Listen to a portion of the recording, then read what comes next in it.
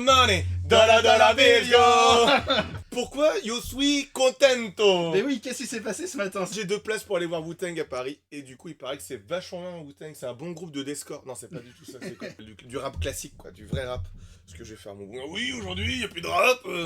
Il y a Jul. Étouffe-toi, j'espère que tu vas te noyer très fort. Tu sais très bien que je le crois pas en plus, enfin que je n'y crois pas. Les capacités. Tu vois, j'ai la même capacité d'élocution. Élocution, E-L-O. On va jouer aujourd'hui à Horror à Arkham, qui est dans mes jeux préférés. Je sais pas à quelle position, parce que comme tous les gens en boutique, du coup, c'est quoi votre jeu préféré? En vrai, arrêtez, mais arrêtez ta gueule. Il y a un degré, t'as dit un truc, j'ai dit et c'est Horror Arkham est un petit jeu en coopération de 1 à 4 joueurs. À l'époque, c'était de 1 à 2 joueurs, mais c'était une boîte beaucoup plus petite. C'est un JCE. Alors, qu'est-ce qu'un JCE, Jamy? C'est un jeu de cartes évolutif. Bonjour, je suis Horror Arkham. Un JCE, c'est un jeu de cartes évolutif, donc contrairement à Magic ou d'autres Pokémon, etc., où c'est un JCC, donc c'est un jeu de cartes à collectionner, on va acheter des extensions et pour les joueurs, donc nous, et pour le jeu, pour alimenter en fait des histoires. Et en fait, on a déjà tout intégré dans la boîte. On peut aller encore plus loin, c'est tiré des nouvelles de Lovecraft. Mais qui est Lovecraft? C'est un auteur fantastique, début du XXe siècle. C'est celui qui a inventé le mythe de Cthulhu. Tu es beaucoup plus calé que moi sur Lovecraft. Justement, j'ai peur de dire des conneries. Non, mais à chaque phrase que tu dis... Oui. Pas le niveau de culture dessus. De Cthulhu tour. De culture. Arrête, elle était bien. Accessoirement, cette personne n'était pas forcément une personne bien. Ça, on verra pour un autre il avait podcast. des idées. Bref, c'est quand même lui qui a instauré l'horreur en tant que telle. Avec des créatures extraterrestres, donc Cthulhu, Nyarlathotep.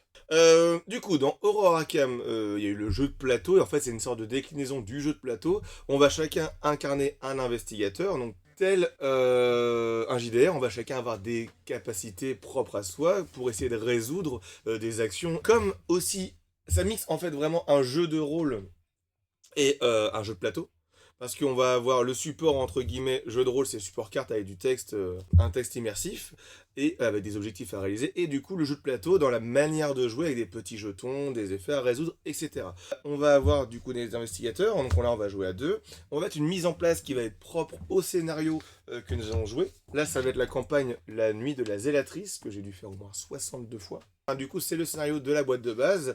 On va avoir des catégories de difficulté, donc ça va être des petits jetons qu'on va mettre dedans, quand il y aura des tests à résoudre. Et vous allez voir que c'est un des jeux où j'ai vu plus d'échecs consécutifs. Il y a -2, -1, -7, échecs critiques, etc. qui vont résoudre des événements particuliers. Et on va ensuite avoir un petit scénario d'introduction. Et avec les petites cartes sont estampillées d'un petit symbole, on va les mélanger, etc. On a un mode campagne, avec justement nos blessures, donc nos cicatrices qui vont rester d'une partie à l'autre. On aura aussi des points de folie qui vont rester avec nos santé mentale, et ainsi de suite. Quand on termine une histoire, suivant la résolution de l'histoire que nous avons eue, on va avoir des points d'expérience, ou pas. Et ces points d'expérience nous permettent d'acheter les mêmes cartes qu'on a dans le deck de base, mais en plus forte. Moi je propose qu'on le fasse en mode Scooby-Doo. L'appétit dégoule. Parce que faut savoir aussi que je fais aussi avec l'accent de Shtukov. Shtukov qui est mon chien, gros berger allemand de 42 kilos, mais je suis sûr, il parle un peu comme ça. Un équilon caniculaire tous les sapins. Non mais je sais pas, ça paraît... On observe les premiers signes de l'automne, mais une lourde chaleur demeure implacable.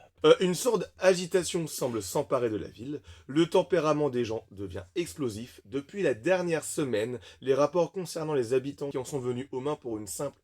Putain, pour un simple quiproquo. Donc élocution, du coup, c'est... Non mais, en fait...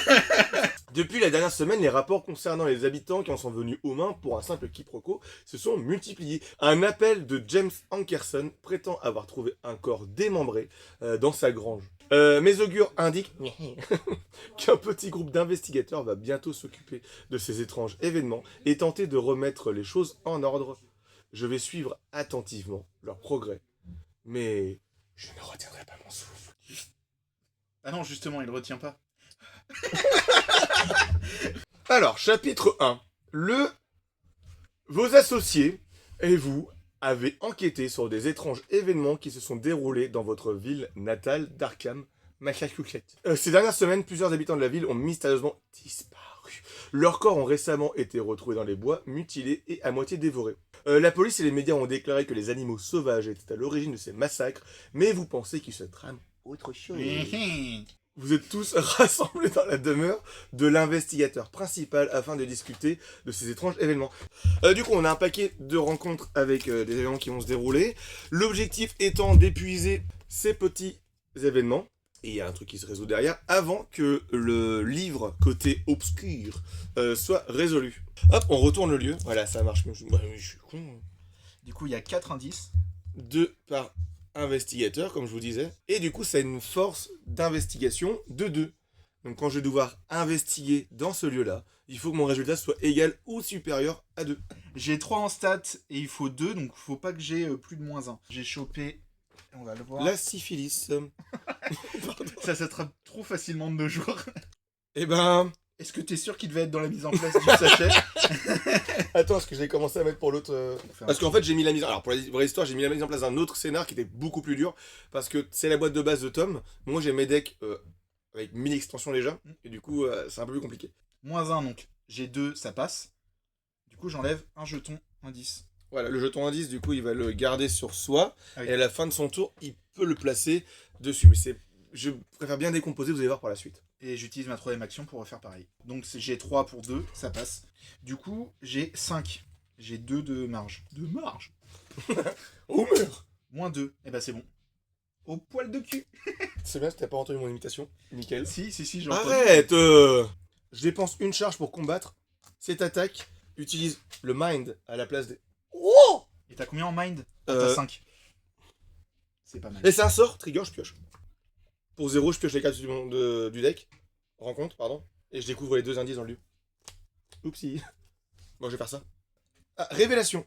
Placer une fatalité en cours. Cet effet peut faire avancer la fatalité.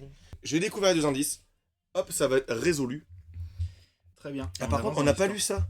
Ah, excusez-moi, on n'a pas lu ça. La nuit est tombée depuis des heures. Vous êtes enfermé dans votre étude, effectuant des recherches sur les sanglantes disparitions qui ont eu lieu dans la région. Tandis que vous vous précipitez pour découvrir de quoi il retourne, la porte de votre étude disparaît sous vos yeux, ne laissant à sa place qu'un solide mur.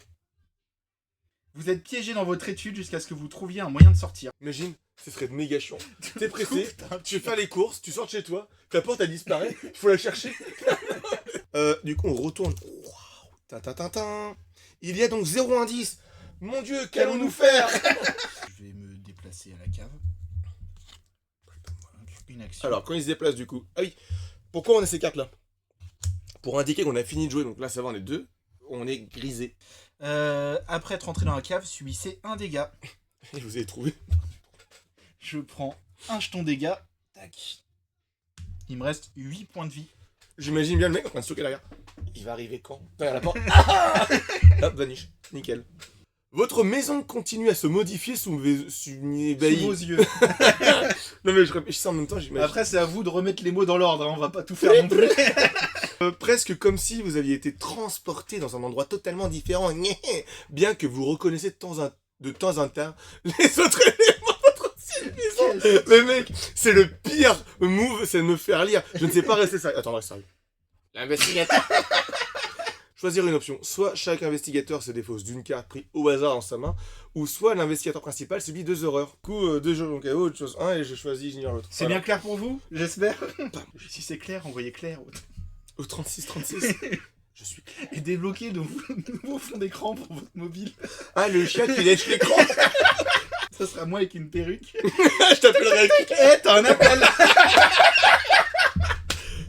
Chaque ennemi engagé attaque si possible. Je sais pas s'il attaque tout de suite ou il m'engage. C'est toi qui vas me poser.